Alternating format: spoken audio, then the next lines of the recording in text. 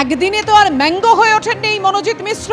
দীর্ঘদিন তার সময় লেগেছিল এবং একের পর এক তার সেই দাদাগিরি সামনে আসছে এবং সে এতটাই প্রভাবশালী যেটা পুলিশ বলছে, এবার পুলিশকেও বিভ্রান্ত করার চেষ্টা করছে এই ম্যাঙ্গো ওরফে মনোজিৎ মিশ্র। তার দাপট যেমন কলেজেও চলতো, সেই দাপট যে সে পুলিশের সামনেও দেখাচ্ছে সেটা বলাই বাহুল্য। মনোজিৎ সহ ধৃত 3 জনের বয়ানে বিস্তর অসঙ্গতি পাওয়া গেছে, এমনটাই পুলিশ সূত্রে খবর। নির্যাতিতার বয়ানের সঙ্গে হুবহু মিলছে তথ্য প্রমাণ, তারপরেও বিভ্রান্তিকর বয়ান, তদন্তকারীদের বিভ্রান্ত করার চেষ্টা মনোজিৎ যে প্রমিতে, এমনই পুলিশ সূত্রে খবর। আমাদের সঙ্গে রয়েছেন আমাদের প্রতিনিধি পার্থ প্রতিম ঘোষ। পার্থ, কোথায় কোথায় অসঙ্গতি রয়েছে, কোথায় কোথায় বিভ্রান্ত করার চেষ্টা করছে এই মনোজিৎ, অর্থাৎ পুলিশের সামনেও তার দাদাগিরি?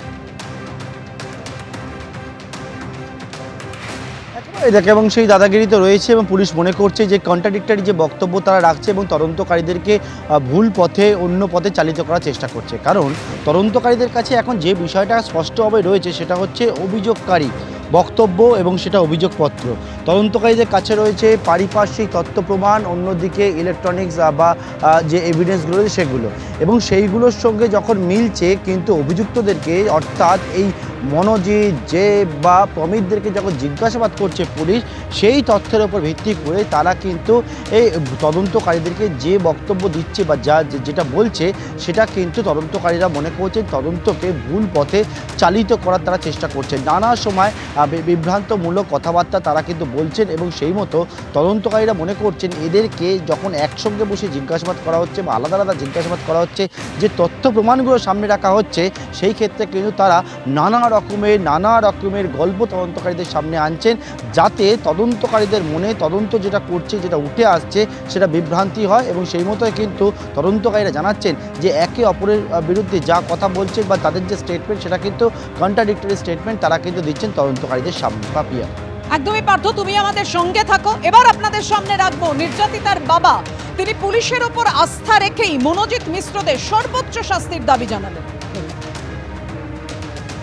আমি প্রায় এখন শুনছি বিভিন্ন মিডিয়ার তরফ থেকে আইনজীবীর প্রসঙ্গটা। আমি পরিষ্কার বলছি, আমার আইনজীবী মিস্টার অরিন্দম জানা, হাইকোর্টের লয়ার। আমার আইনজীবী কিন্তু অরিন্দম কাঞ্জিলাল নয়।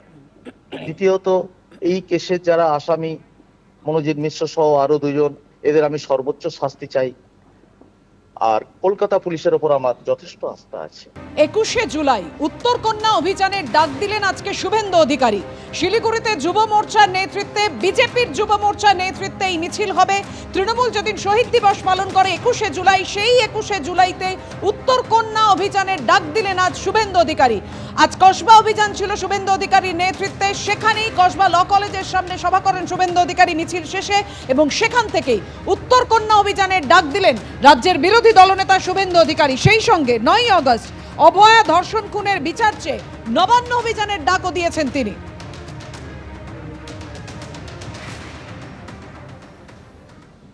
যেদিন মমতার ডিম ভাতের অনুষ্ঠান 21শে জুলাই কলকাতায় হবে, সেদিন যুব মোর্চা শিলিগুড়িতে উত্তরকন্যা অভিযান করবে। 21শে জুলাই মমতার জেহাদিরা, চোরেরা ডিম ভাত খাওয়ার জন্য কলকাতা আসবে, আর আমরা শিলিগুড়িতে গিয়ে উত্তরকন্যাটা নড়াবো। রাজি আছেন?